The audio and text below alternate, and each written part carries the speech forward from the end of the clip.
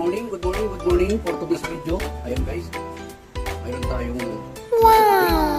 ayun, buluto natin ito. Tinula ko. Ayan, tinula at saka gatang milfy. Ayan, pinaksyon muna natin.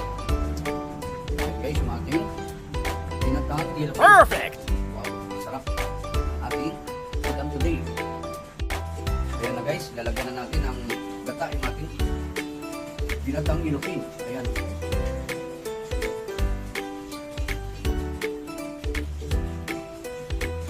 Ayan lang natin, huwag natin takpan. So, adjustan natin yung ating ayan. After 15 minutes guys. Oh, wow! Ay, yung ating pinatang yellowfin. Wow, saka yung tinula natin. Ito, nilagay na natin yung daw ng sili at saka ayan yung ating papaya.